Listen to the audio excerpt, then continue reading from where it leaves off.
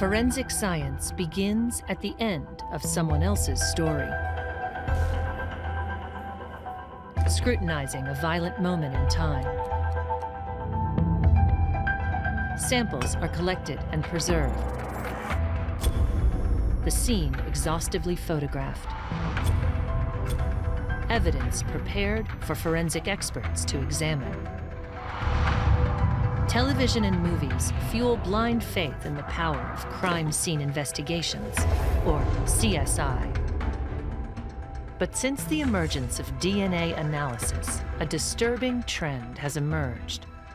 DNA, pulled from evidence that spent decades gathering dust, has revealed a surprising number of wrongful convictions. In fact, in hundreds of exoneration cases, DNA did more than free the innocent. It proved that the forensic evidence that convicted them was wrong.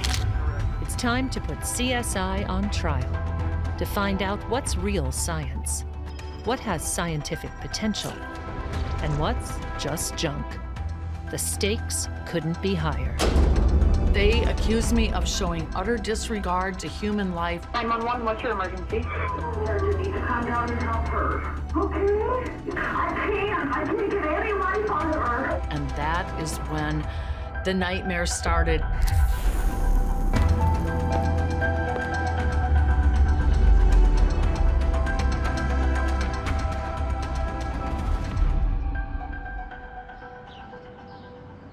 On the morning of October 16, 1995, in Waunakee, Wisconsin, young mom Audrey Edmunds was starting another busy week.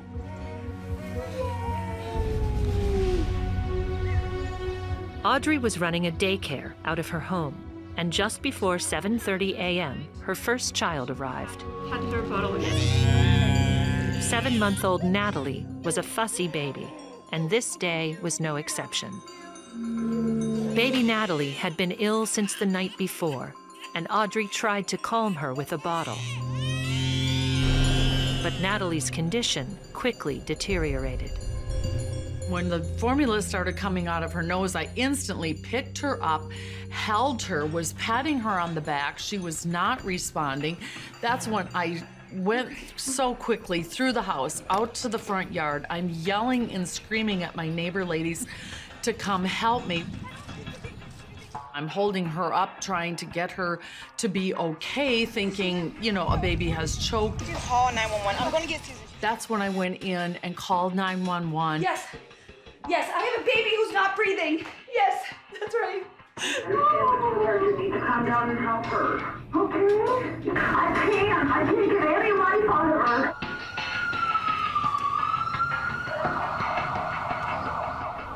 When the med-flight helicopter arrives in my backyard, I'm thinking they're simply going to get her breathing correctly. She's going to go to the hospital for a checkup and everything is going to be fine. And I was wrong.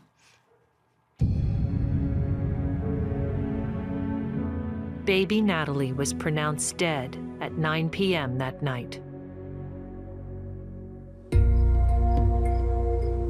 The Waunakee police came to my house that day. Mrs. Edmunds. They said this was just a normal investigation, that they had to go through as protocol. You just put her in the car. They asked me some questions. She had spit up a little bit. They had to take pictures, and I just thought, okay, this is what happens. And then after a couple months, shortly before I had had my third baby, I got a call that the state was very strongly looking that this was a homicide case and I would be charged for it. And I was just, Homicide? I was just devastated. I could not figure out what they were even talking about and why this was even being considered.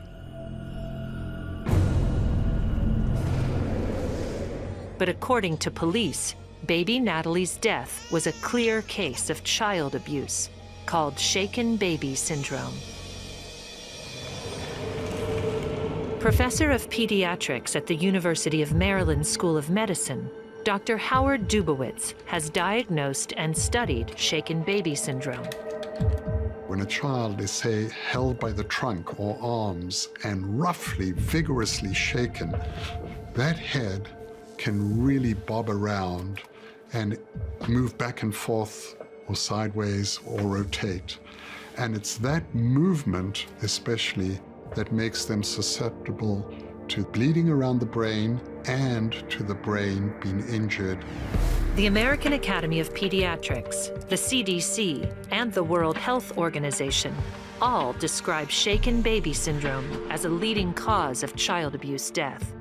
Every single major medical organization in the world that deals with this topic recognizes that this is a real thing, that children get shaken and abused, and these are the injuries that we typically see in those cases. We have decades of clinical experience to be able to tell us, like, this is what happens to kids when they get shaken. Ryan Steinbeagle is the director of the National Center on Shaken Baby Syndrome. We'll say anywhere between 1,200 and 1,400 cases per year that actually present to a hospital. But I think there's actually many more than that. And according to experts, Natalie exhibited all the telltale signs of shaken baby syndrome. Subdural hematoma, or bleeding on the brain. Retinal hemorrhaging, or bleeding in the back of the eye. And brain swelling. Attorney Keith Findley was involved in Audrey Edmunds' defense. The entire case against Audrey, what has become known as the triad. The doctors came in and said, this baby has subdural hematoma, retinal hemorrhaging, and cerebral edema, brain swelling. And they testified nothing can cause this except violent shaking. The damage done to that child's brain is equivalent to the damage done to a child who is in a severe motor accident and dies. The prosecution contended that the force required to produce the triad indicated clear intent.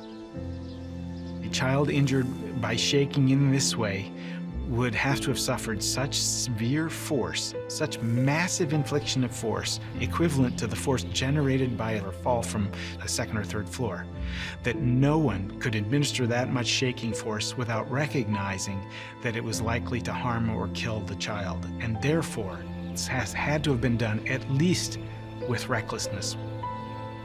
It was Audrey's word that she cared for and comforted Natalie against the triad.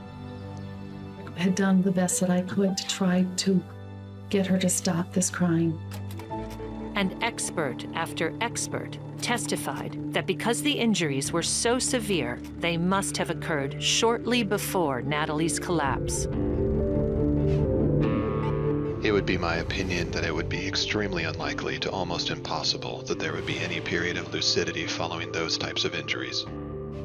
It's my opinion that the injuries had to have occurred between the time that this child was dropped off at the daycare center by her parents and the time that the officer responded. All the evidence pointed to Audrey. The forensic pathologist who had done the autopsy on the deceased child, Dr. Robert Huntington, testified that because a child injured so severely would suffer almost immediate collapse, or at least after a very brief period of lucidity, it would have been virtually inconceivable to him that this child was injured much before the child was in Audrey's care, which helped pin it on Audrey. When I heard doctors at the trial talk about head trauma and being equivalent to a fall from a 2-story building, I just wanted to scream.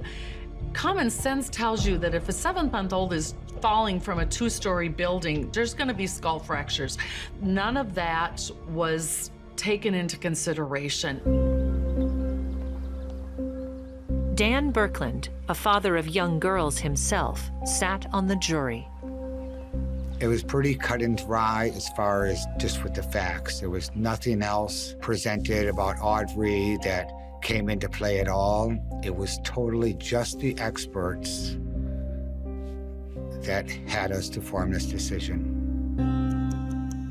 The jury deliberated for 8 hours. And on November 26, 1996, Audrey Edmunds was found guilty of first-degree reckless homicide and sentenced to 18 years in prison.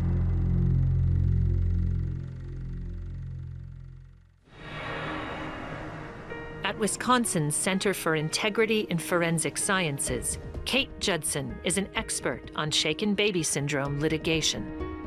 There's no question that children should never be abused and that child abuse is a problem in our country. By the same token, there's no question in my mind that people are wrongfully accused. No one is advocating shaking. No one is denying child abuse exists. That's not the dispute. The dispute is about whether shaking alone can cause serious enough injuries to cause these brain injuries and death, or whether impact is required as well. Can physicians tell the difference from the brain injuries as to whether those injuries were sustained accidentally or intentionally? Those are the disputes. Nobody should violently shake a baby. It is abusive and nobody should do it.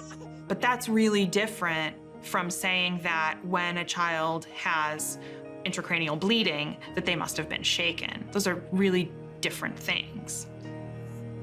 For over 3 decades, biomechanical researchers have conducted experiments that go to the heart of the shaken baby syndrome dispute.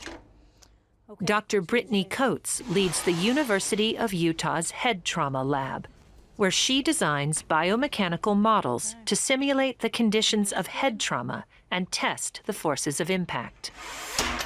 One of the challenges with pediatric head trauma is, we can't directly measure forces and get these thresholds of injury. Obviously, scientists can't test their theories by shaking an actual baby. So instead, we have all these workarounds, right? We have these surrogate dummies that we create, and we shake them to estimate the forces, or we do other experiments with them to estimate the forces. Also at the University of Utah, Dr. Ken Monson's expertise is in what happens to the blood vessels in the brain during a head impact. Shaken baby syndrome was, I think the right word is hypothesized, in right around 1970. It was an idea largely based on experiments that had been conducted on primates in the 60s, where Ayuba Maya, who was a neurosurgeon, had actually produced a whiplash-type event in primates and had shown without a significant head impact that they could generate bleeding on the brain. Dr. Amaya's experiments were designed to mimic a rear-end car collision without head impact. His results caught the attention of researchers studying infant brain injury. If whiplash could cause brain injury, perhaps shaking could as well. In 1987, researchers from the University of Pennsylvania set out to test this hypothesis with a biomechanical model of a baby. They created their own surrogate dummy. It had different necks on it. So one was like a rubber hose tube neck, another was a hinge neck, and then they had some accelerometers, which are measurement tools to measure how fast the head moves. And they just asked a group of volunteers to grip the dummy by its torso and shake it as hard as they could.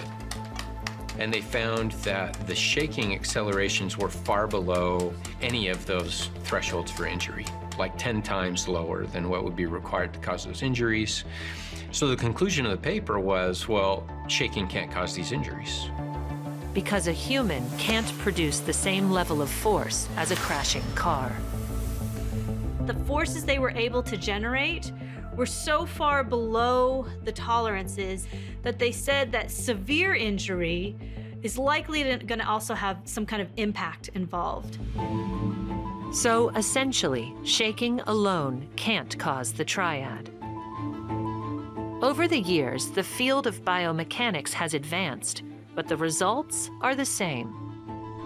4 or 5 studies have been conducted to repeat those initial experiments with more advanced dummies, and the accelerations that were measured associated with shaking have not really changed much.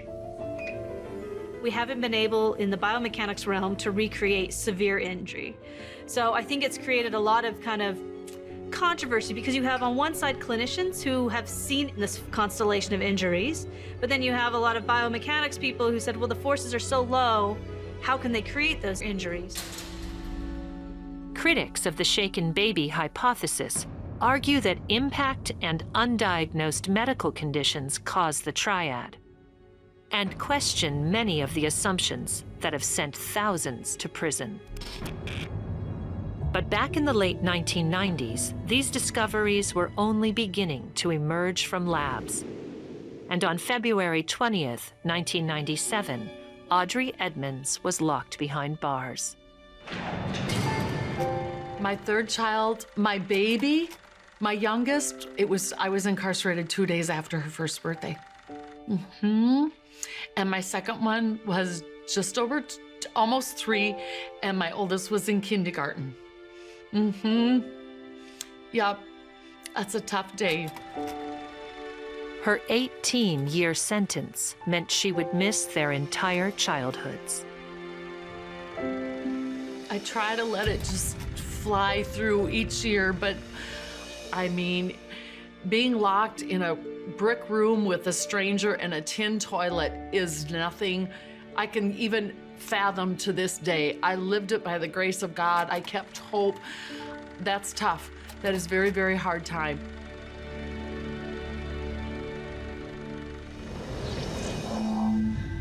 Six years into Audrey's sentence, her husband filed for divorce.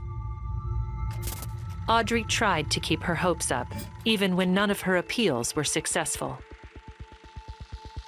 Then, after almost a decade of hard time, she was given another chance. In 2006, Keith Findley was leading the Wisconsin Innocence Project. The Innocence Project is one that focuses on representing people who have viable claims of actual innocence. And it was through that process that we received a request for assistance to help Audrey Edmunds. I knew her attorneys very, very well, and I knew that they believed firmly in Audrey's actual innocence. And we assigned students to it who began investigating to determine if there might be some way to prove that she was innocent. It was a bizarre kind of case in that medical opinion evidence literally constituted the entirety of the case. So that made it very clear that the way to look into this would be to look at the science.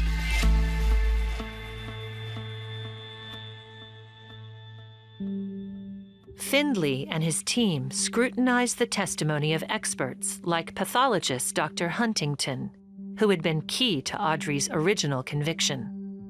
At the trial, Dr. Huntington had testified that there was a small contusion or small bruise on the child's head, but it was so small that it couldn't have played a significant part. And therefore, the only thing that could have caused this child's demise was violent shaking. Even though Audrey was the most patient, gentle, kindest woman you could ever meet, and even though she'd only had the child in her care for 45 or 50 minutes when the child collapsed, they built their case on those medical findings. But while Audrey languished in prison, new scientific studies were emerging. One directly challenged the medical arguments used against her. It was written by Dr. John Plunkett in 2001. He was a forensic pathologist who was frustrated by the idea that kids with this constellation of findings, often associated with shaking, had to have been shaken. The study reviewed cases in the Consumer Product Safety Database where children had been injured fatally on playground equipment. Plunkett identified 18 cases in which children died from accidental falls on playgrounds. He reviewed all the medical records, autopsy reports, scene photographs, and video of these tragic accidents. And what he found was that many of those children exhibited the exact same symptoms as kids who would normally have been diagnosed as having been shaken, and that some of them experienced intervals of lucidity. They were walking and talking, maybe they were eating, maybe they were interacting with others. In other words, if baby Natalie's triad of symptoms were caused by an injury, that injury could have occurred days earlier and not while in Audrey's care. Plunkett's groundbreaking study got the attention of the pathologist in Audrey's case, Dr. Huntington. He went back and did research and looked at the literature and found that, in fact, the research literature was beginning to show that what became known as lucid intervals were real, that they can last hours, 24 hours, 48 hours, 72 hours, even longer. It could have happened earlier, especially because this child was indeed fussy, clingy, hadn't fed properly the night before. All recognized signs of brewing intracranial injury. And then the unexpected happened. We learned that Dr. Robert Huntington had actually written a letter to the Journal of the National Association of Medical Examiners in which he had said basically, we used to think we knew how to time these injuries and therefore how to identify who did it. We were wrong. And so our students called him up. Dr. Huntington, we are representing Audrey Edmunds, and he immediately cut in and said, oh goodness, Audrey Edmunds, what are we going to do about Audrey Edmunds? And at that point he said, the whole question about whether shaking can even cause these injuries, and if so, whether it is the only mechanism, has become so medically and scientifically fraught and contentious that he no longer could even be sure that there was any shaking involved. That was powerful, powerful evidence on behalf of Audrey.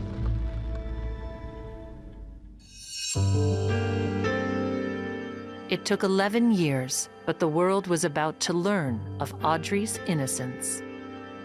That day, I was working off grounds at minimum security, and I knew nothing about it, and it had been all over the news since noontime. So people are calling my kids, they're calling my mom, everybody knows. My mind was just racing, you guys. I still look at me, I get goosebumps. I'm like, oh my gosh. I call my kids, they already know, they're like, Mommy, we hear this great news. They're all on the phone with me, taking turns. Mommy, you finally get to get out of that prison. You're no longer gonna be in jail. So then that Wednesday, when the snow was falling and 12 o'clock I had my hearing, it was, your conviction's been overturned. Oh, by the grace of God, it was wonderful. I can't tell you how grateful I was to hear all these doctors explain exactly, truthfully, scientifically, that nothing had happened in my care, that I was innocent. There was no doubt about it.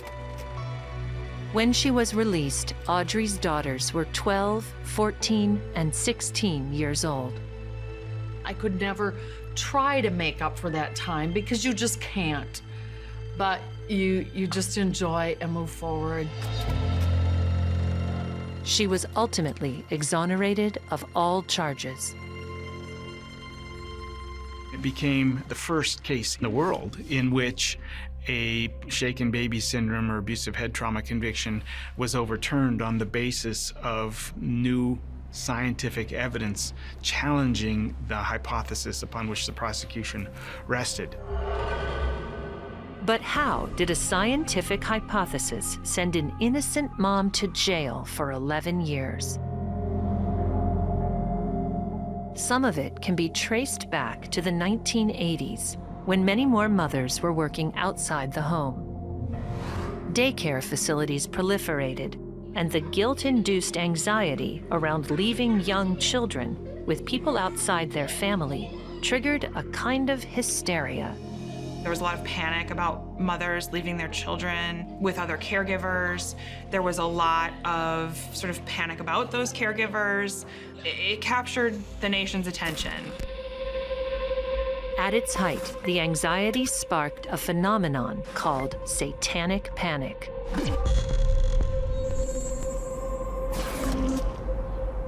Award-winning investigative journalist Susan Goldsmith covers child abuse, the foster system, and criminal justice.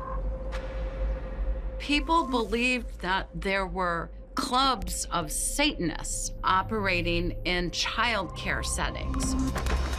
Pediatricians went into court and said, we saw physical signs of sexual abuse in these satanic panic cases. It went on for about a decade. There were many, many prosecutions. People went to prison. People's lives were ruined. The satanic panic frenzy was ultimately debunked. But distrust of daycare providers lingered. What connects the two theories, syndromes, whatever you want to call them, between satanic panic and shaken baby syndrome is it involves a hysteria around children being harmed. You can get very far with stuff that is not scientific and credible when you make the allegation that children are being harmed. In 1997, the same year Audrey Edmunds was convicted, shaken baby became a household term when nanny Louise Woodward was accused of shaking an 8-month-old infant to death. In that case, there was a family who had 2 young children, and the youngest died unexpectedly with subdural hematoma, retinal hemorrhage, and brain swelling. The same classic triad of symptoms that led to Audrey's conviction. Parents were physicians, and they had hired a British au pair to care for their kids, a young woman named Louise Woodward. And because she was the one who called 911, because she was alone with the children when the baby collapsed, she was immediately the suspect. Very dramatic. Woodward was arrested, and her trial was broadcast gavel to gavel on court TV. Not due to shaking? No, I see no evidence of shaking elsewhere. It was a very robust defense, and by many of the same people who had been involved in sort of the background of the shaken baby syndrome hypothesis. Including Dr. Ayub Amaya, whose whiplash study was used to develop the shaken baby syndrome hypothesis. He testified that his research had been misconstrued, that the primates exposed to whiplash-inducing force all sustained neck injuries. Essential part of shaking, if shaking is in place, is damage to the neck. The baby in the Woodward case did not have an injured neck. But Dr. Patrick Barnes, a Harvard neuroradiologist, maintained that the baby was shaken. My opinion is that this is the classic picture of the acute or hyperacute shaken impact head injury seen with non-accidental trauma. The jury's verdict shocked the nation. Is the defendant guilty or not guilty? Guilty. The jury.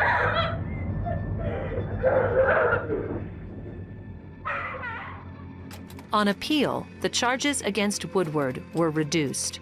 The judge didn't believe she acted out of malice, and she served less than a year.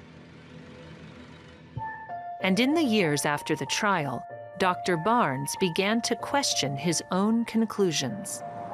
He began saying, what's the evidence base for this? And that's when he concluded that the evidence base simply wasn't there. Patrick Barnes began to dig into the science and really came to the conclusion that his prior testimony had been incorrect, that he was wrong. And he thereafter dedicated a portion of his career to righting those wrongs. And it was really a turning point. It takes a lot of moral courage to step up and take a look at the developments in the science and step forward and say, you know what, I was wrong.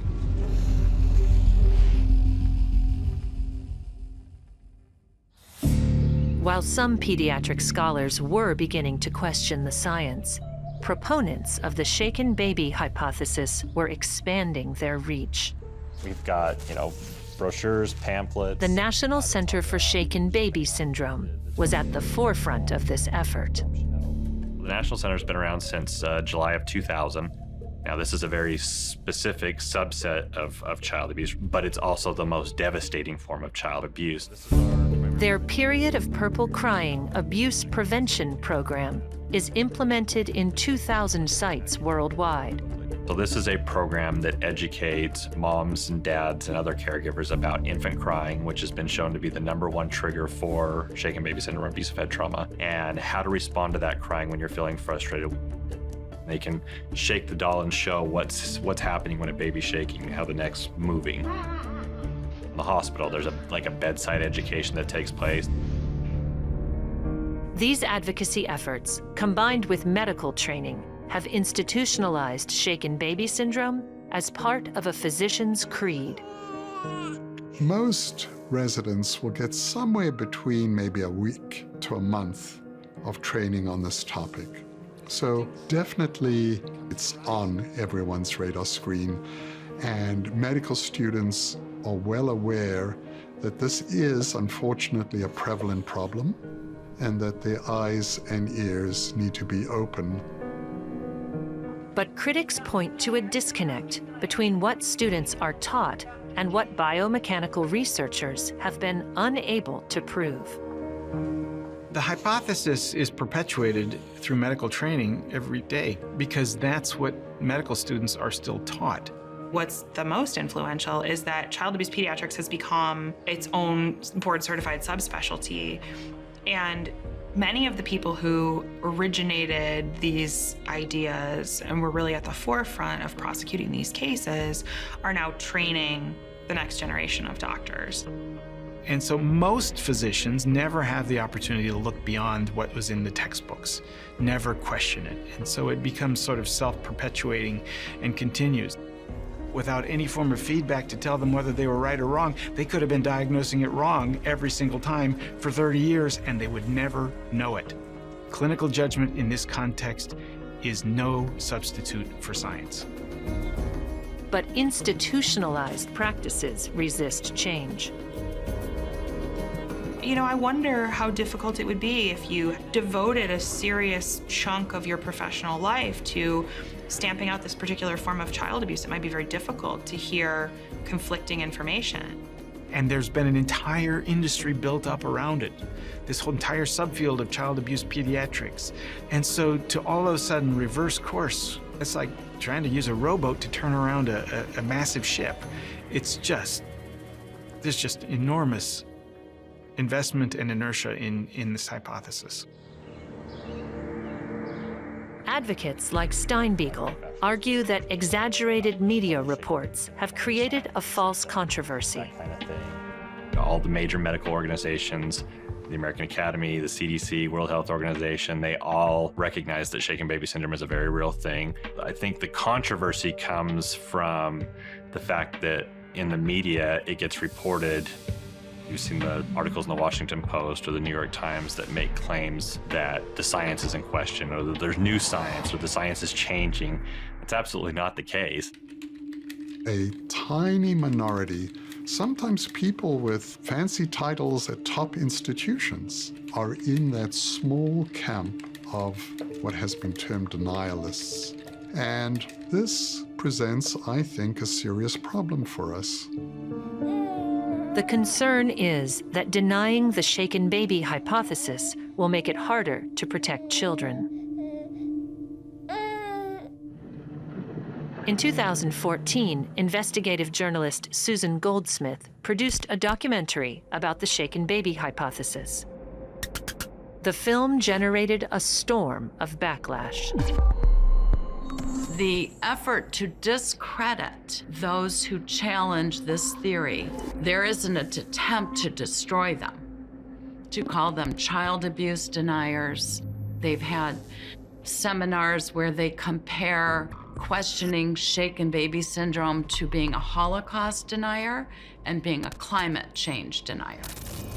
The National Center on Shaken Baby Syndrome threatened to sue Goldsmith and film festivals that screened her film. I myself was called a child abuse denier, and it was most absurd in my case because as a journalist, I've written about child abuse and gotten state laws passed to help children in foster care. So it wasn't so easy to write me off as a child abuse denier, although they tried. Child abuse pediatricians are not pure objective scientists. They are child advocates, which is wonderful. We want child advocates, but child advocates are not well positioned to objectively assess the science because their perspective is our job is to protect the children. And when in doubt, we will always err on the side of the child. In other words, if in doubt, they're going to presume child abuse. We hear that so often in child abuse cases. So we just want to err on the side of the child. But the truth is you can't. If you say that someone who was abused who wasn't, then they're going to potentially miss their medical problem or separate them from people who love them or disrupt their family life. And what studies have shown is that separation of a family, even briefly, it causes lasting trauma. Dr. Patrick Barnes' new research showed that the triad of symptoms could be explained by other medical problems that would go untreated if the doctor misdiagnosed shaken baby syndrome. Problems that could have been the source of baby Natalie's unexplained brain injury and tragic death. By 2009, the science finally started to break through. The American Academy of Pediatrics issued a policy statement addressing shaken baby. They published a new position statement in which they started to acknowledge some of the other possible causes, though they downplayed them. They really implied that they were very rare.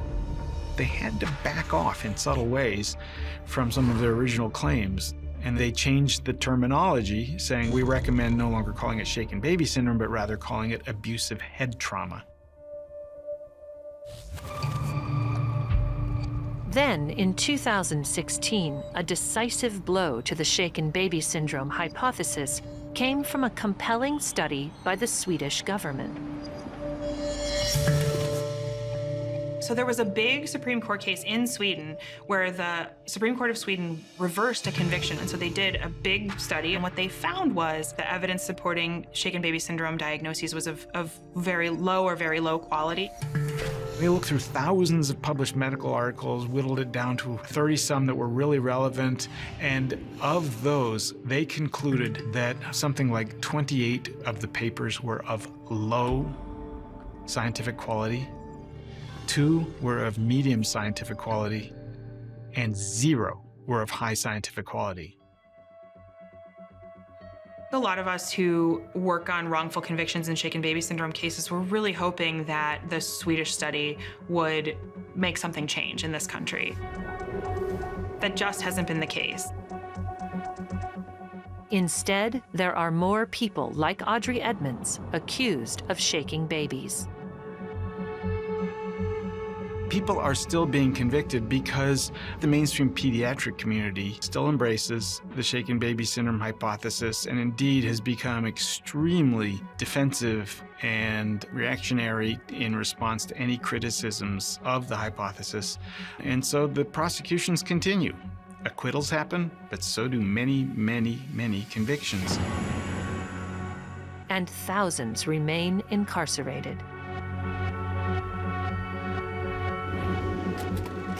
Noel Quavado has been in prison for 18 years, convicted of a crime he says he did not commit, shaking his 8-month-old son, Alex, to death. Private investigator Sylvia Bassagicati believes Noel is innocent. She has spent the last 2 years building a case to overturn his conviction. It was my first case involving shaken baby syndrome. I just, went through entire case file and I realized like, oh my God, this guy is in prison for the crime he did not commit. Like, I want to help him. During the investigation, Noel and his wife were interrogated for hours on end, all without counsel. He was interrogated 3 times. And the 3rd time, they kept asking like crazy questions. And it was in the middle of the night. Claramente dice que el niño fue estrujado. No tenemos duda de eso. Ese tipo... The very last time they interrogated him in the room, they said, okay, Noel, we believe you probably didn't do anything to your baby, but then we think your wife did. And he's like, no, my wife could never do anything to our children. So, well, if you don't confess, she's gonna go to prison. Pudo haber sido tu esposa que hizo esto y tú estás tratando... Mira, una de las cosas que te quiero explicar es de que si ella hizo algo y tú estás dándole a ella la salida de que pues tú nomás di que estabas haciendo esto. No, mira, déjame acabar. I told them, I'm telling you the truth, why you people don't believe me? And they sent me back to the holding cell. And then later, the DCFS come and talked to me and told me like, look, man, if you don't tell me what you did to your other son, we will take away your other son, and you and your wife are going to jail for a long time. I've been telling you I did not do, I don't do anything wrong to my son. I love my son. But in a moment of desperation, Noel says he falsely confessed. That's when I come up with the idea, the lie, to get my wife free so she can get our son back. But that was a lie. He was young, he was scared because, you know, you are a young individual from different country and now you're sitting in front of like police officers, your son just died. So you're scared, afraid, you're shocked, you're confused. When I went to court, I told them, look, I lied saying that I did it only to protect my wife so she can get out and get our son back. I'm losing one of my sons. Now these people, they're telling me they want to take away my other son. Not only that, they are telling me that they want to throw jail me and my wife for something we didn't do. So for me being like the man of the house, I just step in and say, look, man, I got to do something to protect my family. So that's what I like them to. 18 years later, Noel continues to maintain his innocence. The only thing I know that he is innocent. I strongly believe he did not commit that crime. He did not kill the baby. He did not want to kill the baby. But he was charged with first-degree murder and sentenced to 35 years in prison.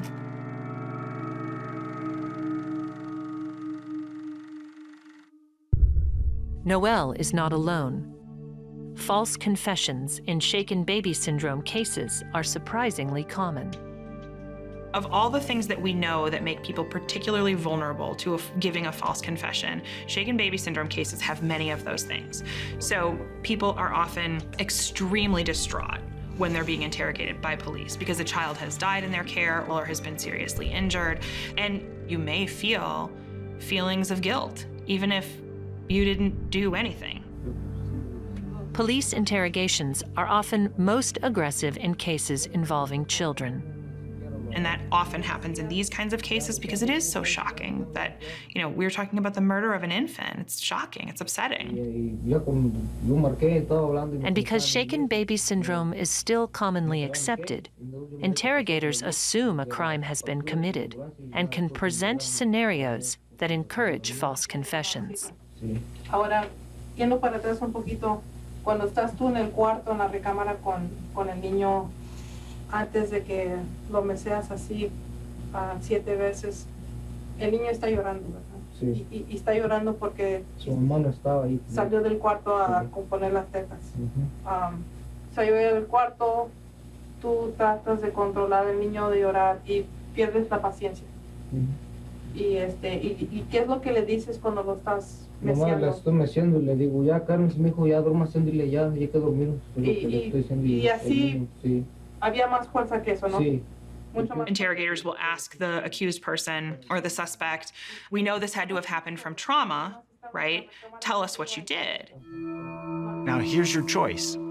Either you're a monster who went out to kill this child or to abuse this child, or you're a loving, kind, caring caregiver who just understandably snapped in the moment and shook the child. Now, which is it? That's the kind of thing we see repeatedly in these interrogations. False confessions play a role in the shaken baby saga that extends far beyond the fate of a single individual. When it became clear that the medical findings that were associated with shaking are both unlikely to be caused by shaking and are more likely to be caused by other things, physicians started to rely on the fact that people had confessed to support the idea that these babies had been shaken. So cases like Noel's reinforce the existence of shaken baby syndrome. One of the reasons why doctors have said they continue to rely on it is because people have confessed to it. With a confession in hand, the police investigation is over. If you look at the studies where they have analyzed confessions to shaking, they don't do any of the background that is necessary to know whether the confession is A, consistent with the facts of the case, and B, a false or coerced confession. A thorough investigation of Noel's background would have revealed a history of family illness. Noel's own brother died in infancy, And as his parents recall, his son Alex also had a history of health problems. Pues, como le digo, pues, que también nació enfermito el niño. Y pues, pues de repente dejaba de respirar y se ponía como pálido, así yo creo se le cortaba la corriente sanguínea. Pues de lo que tenía, de lo que decía, pues mi hijo nomás era que tenía infección en los riñones.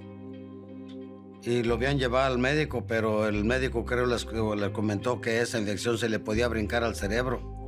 Often, in these cases, especially these really complex medical ones, it's a child who got sick and they had a complicated course. He was not a healthy baby. He had all kinds of problems. I have like a huge pile of his, medical records. And it's just, in some ways, a lot easier to point a finger at a boogeyman. It's seductive. It's a seductively simple answer for what is probably a complex tragedy.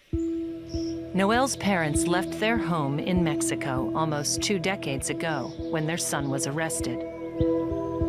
They came to support him and to find him an attorney.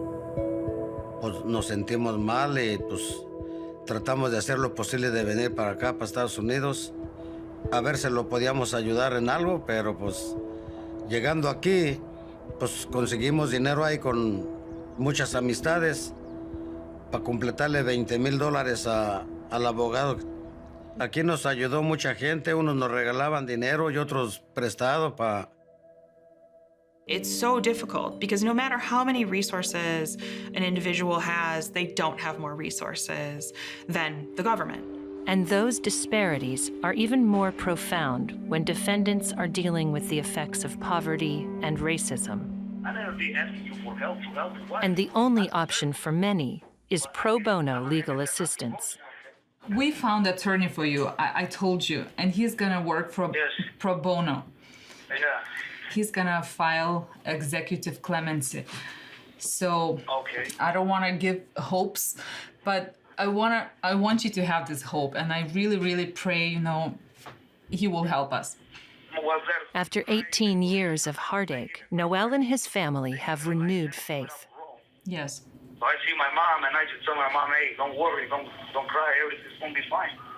Probably it's gonna take you some years, some time, but I'm thinking and hoping that justice one day is gonna be by my side, because I'm not guilty. I know it in my heart. Audrey Edmunds knows this struggle all too well. I see people that sat so many years longer than me trying to get help, and nobody was helping them. So I am very, very grateful that all the years that I was in, I constantly had legal authority. And it was very, very frustrating for all of my attorneys. It should have happened at least 8 years before that. And unfortunately, the court systems do not act like they are supposed to, which is very, very sad. And it is a tragedy writ large. You tell often these stories one by one to understand the issue, and people don't understand that's one of hundreds and possibly thousands of people who are in prison right now. It's estimated that at least 1,000 innocent people are sitting in American prisons right now for this. I have a Google alert, and I read every day about cases being prosecuted around the country. Pues se siente que se quiere acabar el mundo, como que se quiere parar el corazón. ¿Se imagina cómo sentimos al salir de la sala donde lo sentenciaron? 35 años. Se siente mucho mal. Es feo eso. Es injusto. No hay palabras ya.